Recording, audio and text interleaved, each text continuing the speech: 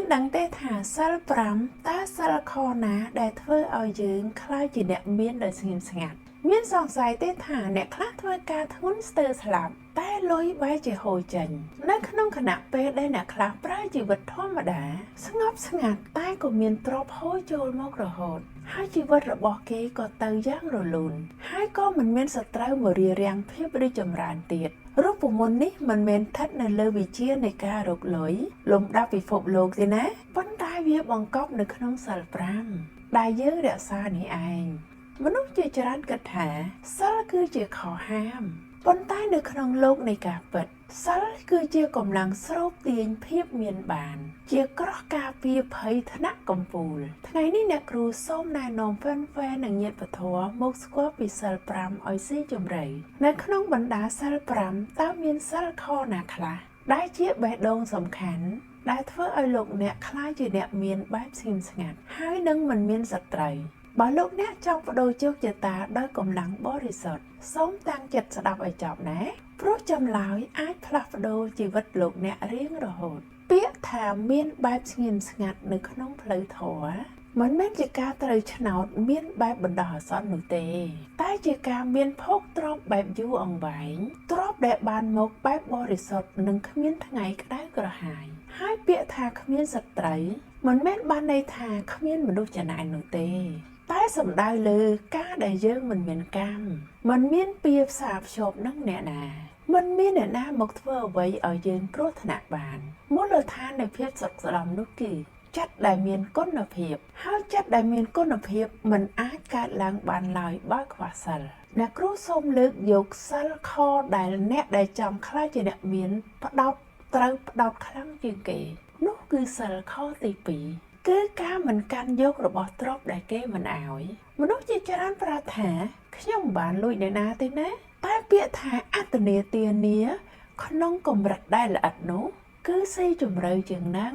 ការមានបែបស្ងៀមស្ងាត់ចាប់ផ្ដើមពីការដែលយើងមិនបៀតបៀនទ្រព្យអ្នកដទៃសូម្បីតែមួយចម្រៀកដូចជាការយកព្រៀបពេលវេលាធ្វើការកិច្ចពន្ធឬការលក់ដូរយកចំណេញហួសហេតុដោយខ្វះក្តីមេត្តា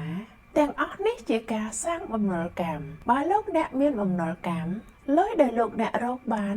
នឹងត្រូវកម្មកាត់កងយកវិញដោយឧបទ្ទវហេតុរោគភ័យត្រូវគេបោកផ្ទុយទៅវិញបើអ្នកដែលតានតឹងនៅក្នុងរឿងសិលខទី2អ្នកនោះនឹងមានសច្ចៈនៃទ្រព្យបើលោកអ្នកមិនគិតនឹងយកទ្រព្យអ្នកណាចិត្តលោកអ្នកនឹងបើកទូលាយកម្លាំងធម៌ពលនៃភាពស្រុកស្ដំនឹងហូរមករកលោកអ្នក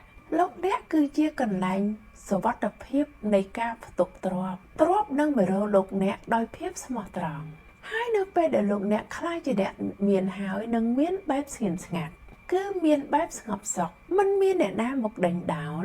ឬដាក់បណ្ដាសាឲ្យរលាយរលត់ហើយសិលខបន្តទៅទៀតគឺជាខដែលធ្វើឲ្យលោកអ្នកមិនមានសត្រូវហើយមានដោយបុណ្យបារមីនោះគឺជាសិលខទី4ការវាចាការនិយាយកុហកនិយាយក្រោតក្រៀតសោកសៀតនៅក្នុងโลกនៃមុខជំនួយនឹងការធ្វើការជឿទុកចិត្តគឺជាដើមទុនដែលថ្លៃបំផុតមនុស្សដែលមានបែបស្ងៀមស្ងាត់រមែងជាមនុស្សដែលនិយាយតិចតែនិយាយការពិតពាក្យសម្ដីរមែងមានកម្លាំងគឺវាចាស័ក្តិសិទ្ធិនៅពេលដែលលោកអ្នកមិនកុហកមិនមួលបង្កាច់អ្នកដទៃកម្លាំងធម៌ពលជំវិញខ្លួនលោកអ្នកនឹងស្អាតមិនមានសត្រូវឯណាដែលចង់មកប៉ុនប៉ងមនុស្សដែលមានសម្ដីល្អនោះទេការនិយាយសោកសៀតគឺជាការសាងសត្រូវដោយមិនដឹងខ្លួនបើលោកអ្នករក្សាសិលខនេះបានវាចារបស់លោកអ្នកនឹងមានតែមេត្តាមហានិយមតែកន្លែងណានឹងមានតែមនុស្សឧបត្ថម្ភសាកសង្កេតមើលណាមនុស្សដែលចូលចិត្តនិយាយដើមគេរមែងជួបតែរឿងរញ៉េរញ៉ៃនៅក្នុងចិត្តសម្រាប់អ្នកដែលបិទមាត់ចិត្តរក្សាសច្ចៈវាសនានឹងនាំមកនៅដៃគូមុខជំនួញមិត្តល្អយកមកឲ្យនេះជាការមានដោយសារបារមីហើយមិនមានសត្រូវយ៉ាងពិតប្រាកដថ្មីត្បិតតែសិលខទី2និងខទី4លេចធ្លោរឿងមិត្តហើយនឹងទ្រព្យតែសិលខផ្សេងក៏ខ្វះមិនបានសិលខទី1ក្តីមេត្តាធ្វើឲ្យអាយុវែងដើម្បីចាយលុយដែលរកមកបានហើយធ្វើឲ្យសត្រូវចុះចាញ់ដោយកម្លាំងមេត្តា សិលខទី3ការមេធ្វើឲ្យក្រុមគ្រួសារមានភាពកក់ក្ដៅហើយទ្របក៏មិនហោហៀទៅរឿងស្រីញីឬក៏ប្រុសដទៃដែលនាំមកនៅការសងសឹកហើយនឹងសត្រូវដែលគួរឲ្យខ្លាចបំផុតសិលខទី5គឺសតិជាខដែលក្តោបទាំងអស់បើខ្វះសតិតែបន្តិចដោយសារការផឹកស្រា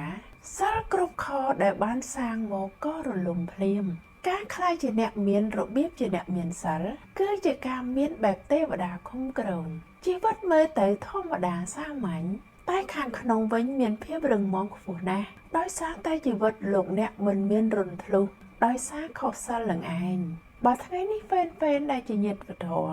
ចង់មានបែបស្ងៀមស្ងាត់ហើយមិនមានសត្រូវមិនចាំបាច់ទៅវត្តក៏បានចាប់ផ្ដើមពីចិត្តនិងសកម្មភាពដែលនៅក្នុងផ្ទះនៅកន្លែងធ្វើការរបស់លោកអ្នកផ្ទាល់រក្សាភាពស្មោះត្រង់ជាគោលនិយាយតែរឿងល្អៗនិងមានមេត្តាដល់អ្នកដែលនៅជុំវិញ